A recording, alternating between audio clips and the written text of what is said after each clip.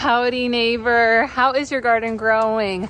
My garden, well, it has been a big hot mess, but not anymore. We got it cleaned up and it's ready to add some additional spring crops. So that's what we're gonna be doing today. We're gonna go to the store, pick up some more, and then we're gonna get them planted so that we can get our first round of spring vegetable crops in. So if you're looking for some motivation on your spring garden prep, or you just wanna hang out, that's what we're gonna do. So off to the store.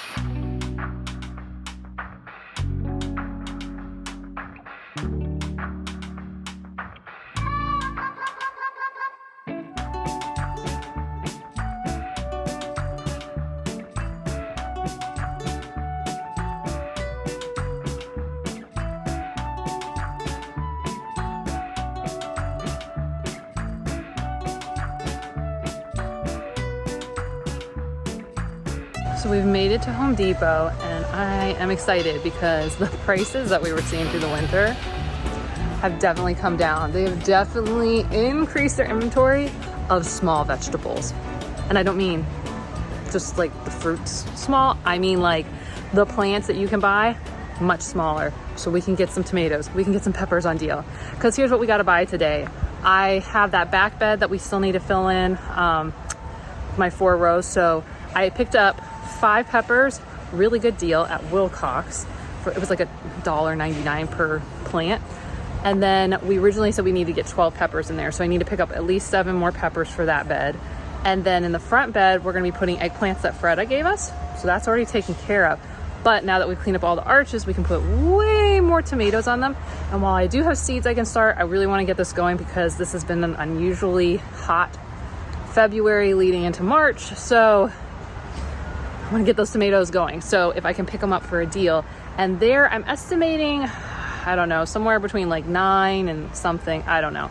I did pick up 4 from Wilcox. They look a little sad, so I don't know if I'm going to count on them. I was originally like, well, we'll just go with it. But you know what? There's so many here on good deal. We'll see.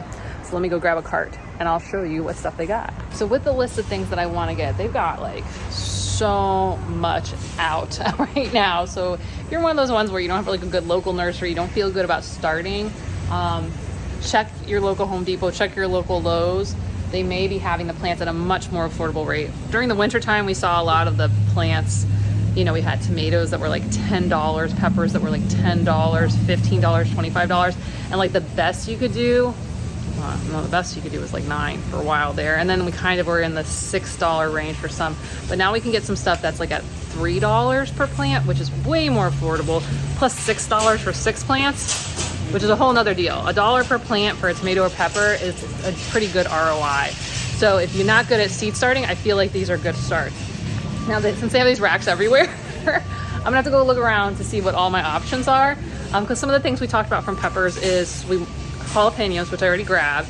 I want to see if I can get cubanelles because those were such good producers for this last year.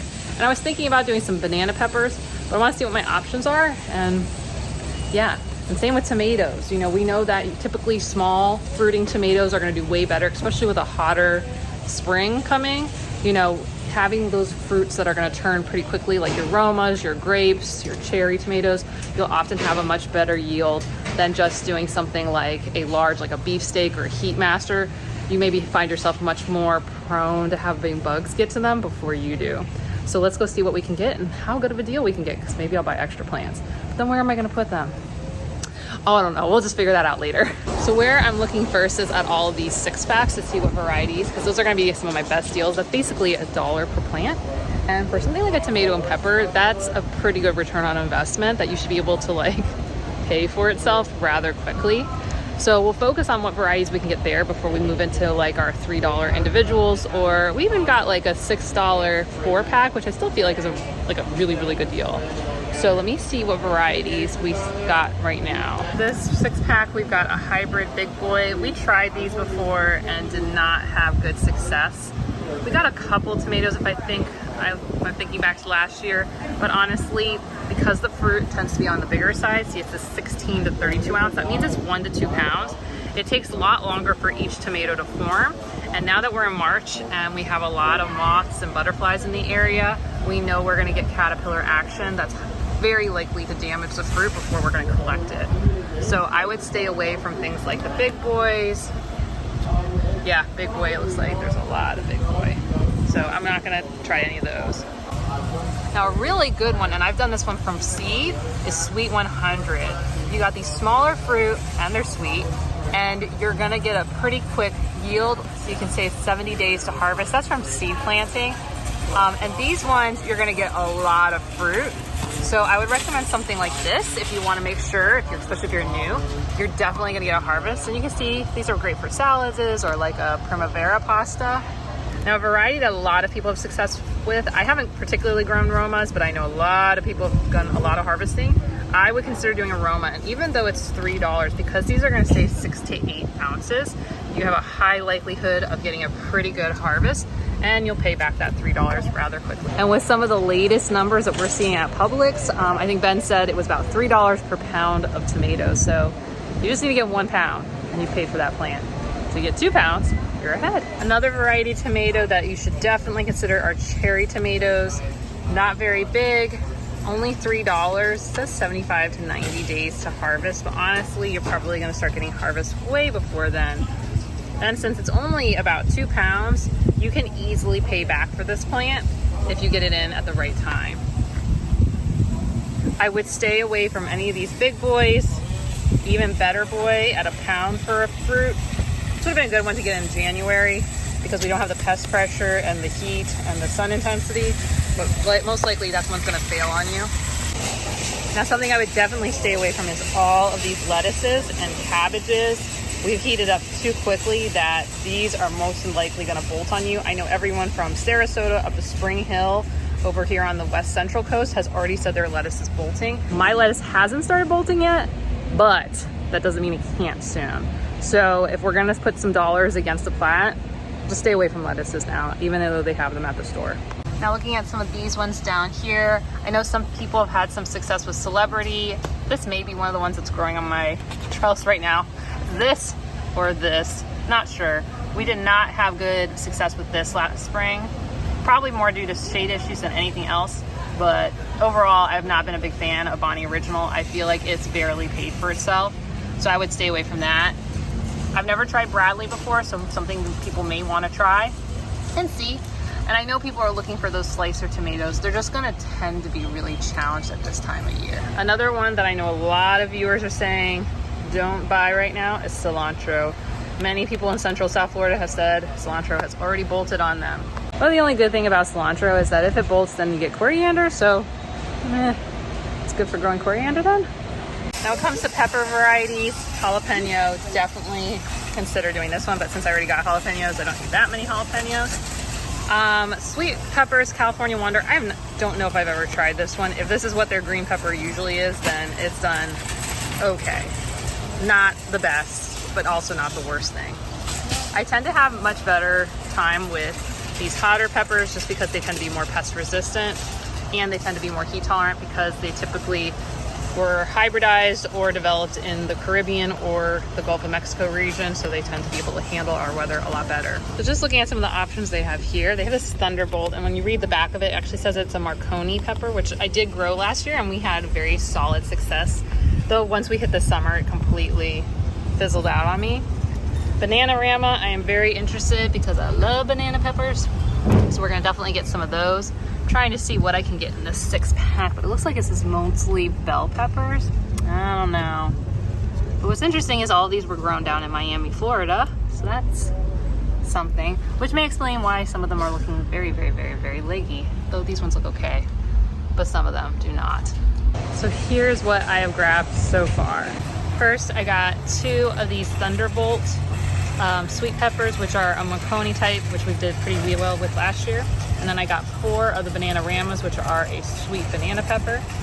Then I just got 1 4-pack of this California green. We'll just try it out and see how it goes. Then I got a 4-pack of the sweet 100s. Then I got 6 of the Romas because I know we'll be pretty successful with those. If you notice with the peppers, I definitely made sure that they're on the smaller side, because what you don't want to do is let them get too leggy. You want them to be able to be bushier so that you can get more flowers. And then on the tomatoes, I really wasn't worried about size as much because you bury them and they will reroot along here, so it's not a big deal if they're a little bit on the leggy side. Now, with such good deals on all of these herbs are a huge return on investment plant. And of course, like fresh basil, if you have to buy this fresh at the store, it's way expensive. So maybe I'll grab 1 pack of this to add in between some of my pepper plants, or maybe on the edges between the eggplants. I don't know. I think this might be a good one. And since it's only $6 for 4, that's awesome. Plus there's extra per thing. It's a 4-pack, but you can see there's like 3. So we may actually end up with more like 12 plants with this. This is interesting. This is culantro and tends to be what people use to substitute cilantro in the more tropical areas. And I don't know this plant well, but this looks like it's bolting. And I had heard from some that even their culantro was bolting at this time of year. So something to watch out for. And what was giving me the indicator is this stalk that's coming up. It almost looks like it's gonna bloom a flower. And when we bolt, that's what's happening, is we're putting on a flower. So yeah, probably stay away from culantro at this time of year too. Now, one that I've been thinking about is this Greek oregano, because it takes part shade, and we know that front bed tends to be really challenged. And I thought, you know what, this might be a nice like little ground cover in the not the bell pepper, the eggplant bed, because it's pretty low growing, but I don't know it well enough to throw it in there, and that might be a bad idea. But that's what I've been thinking about. We use a lot more oregano than we do. I think we use a lot of oregano. Ben can correct me on that, since he is the main cooker of the house and would know better than I would on how much we use of what. Yeah. But it's been something I've been thinking about. I've been thinking about just getting a couple pots and just like throwing herbs in, see what works well. That way I can give you guys more advice. I grabbed 1 more set of 3, and these are Cajun bells. I'm gonna pay a little bit more, but what I remember about this one last year is it stayed much smaller. And what I'm thinking is that cabbage bed up front, most of the onions got, I don't know, it was maybe like something, cut them down, which is really weird. So what I'm thinking is I'll throw a couple of these in to fill in that cabbage bed and just get it going. But I think we got enough to get ourselves started and really just like get the spring garden set, and then we can plant some seeds, and that's it. So let's head out. Okay, we are back from the store and we've got our plants. So I've pulled the ones that are supposed to go in the back to the back, and I've got the ones up front still hanging out in front, except for these eggplants that we need to pull up front. So I'm gonna go start putting these in place. I'll talk you through why. And what I'd love to hear from you is, what are the peppers that have worked the best for you?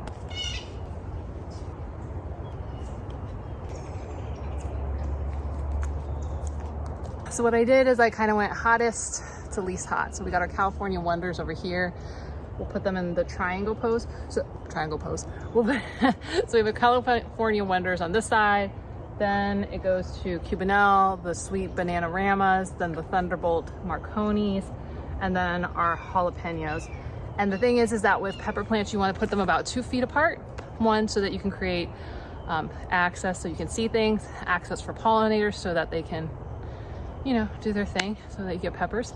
And then third, so that you don't have humidity issues and pest issues harbinging. Because one of the things that I learned over time is that if you space the plants out a little bit more, it gives easier access for things like birds who will come in and eat the caterpillars that get on them. So airflow, access to predators, access to pollinators, and access for yourself. So it's about 2 feet for plants. So I'm gonna start on this end with the, what are they called? The California sweet bell peppers, just because I can't see exactly how well spaced they are. And then that way I can kind of judge off of where these are all placed and then fit them in. And then we'll add in our basil. So let's go get that done.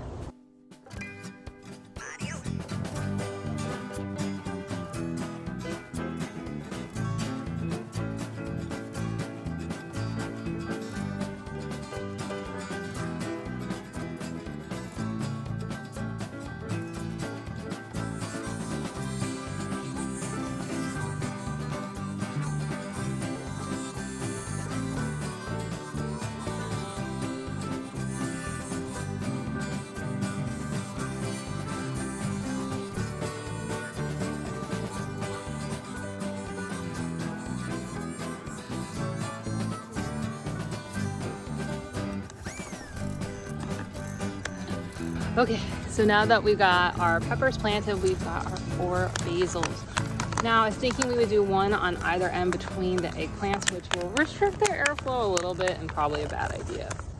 It is a bad idea. I knew that. But you know what? Okay. These are all nightshades and we need to mix it up just a tiny bit.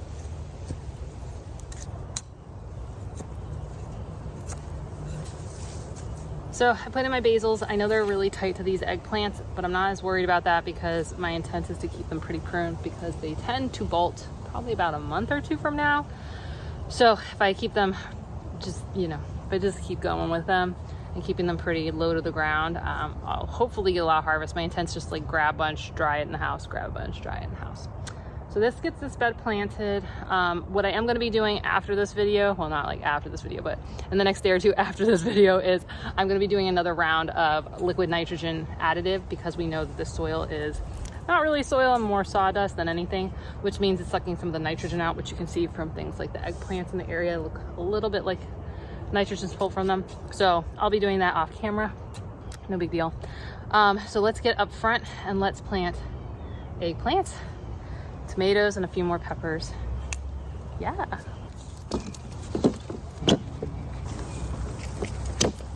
Yay.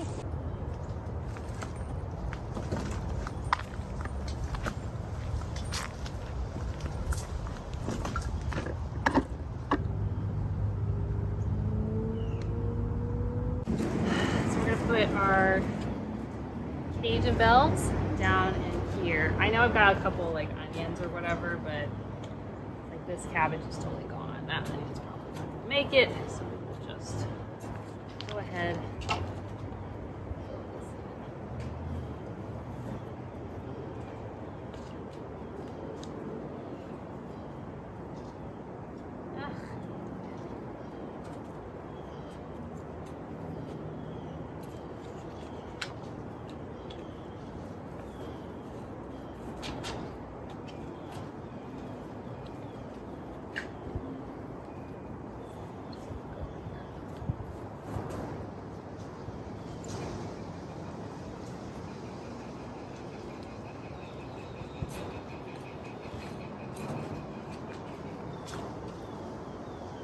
Now here is a little more challenging because I actually have tomatoes on that side. I have some tomatoes on this side.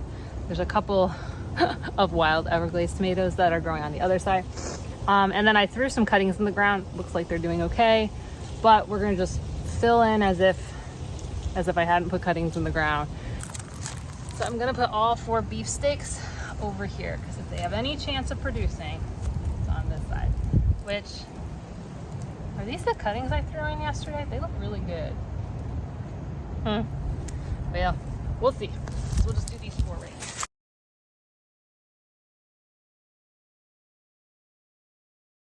now. Now these beefsteaks don't look good.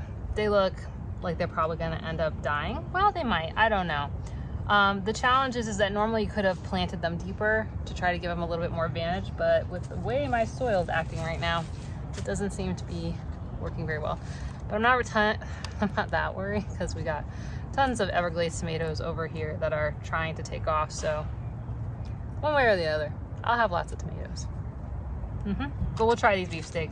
So what I decided to do is, since we really have no Everglades tomato on this side, which will make it better, for other tomatoes to have a chance, because last year the Everglades tomato basically took up most of this trellis and it was only one single plant, one on the either side.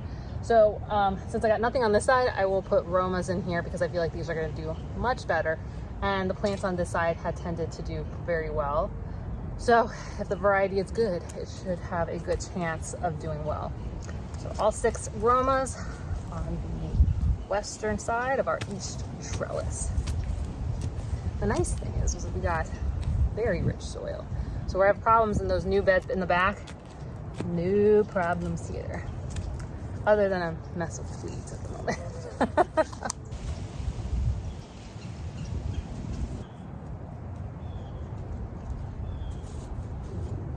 Now with these Sweet 100s, I'm putting them on the northwest side of this trellis because when we had tomatoes work, it was typically on this end, not that end.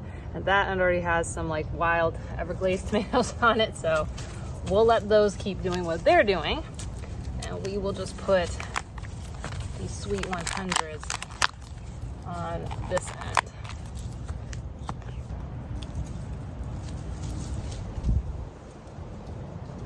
Now, when it comes to your tomato plants, you usually want to put them 2 to 3 feet apart. Some of these I pushed a little bit just because I know that they're going to tend to just grow straight up and the roots won't get prolific enough to challenge each other because they're not in ideal spots. So I'm not as worried about those ones, especially those sweet 100s. Okay, let's get our eggplant bed done.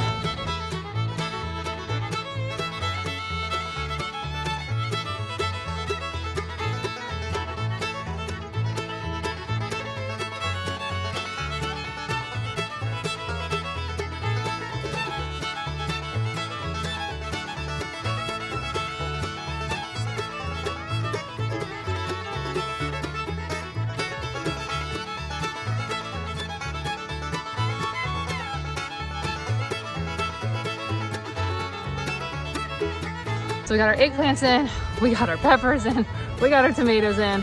I'm feeling much better for our spring vegetable garden, but I really feel like we need to do some work on this native wildflower garden. And for those who are into vegetables, you should really consider doing that too, because that's where the massive pollinator powerhouses can come in that can really increase your vegetable yields. So make sure you check that one out. That should probably be coming up next. And if you need help with what to grow and when to grow it, go ahead and get your free seasonal gardening guide at www.wildfloridian.net/guide. And if you're looking for more inspiration and motivation, check these videos out right here. Okay, I'll see you soon. Bye.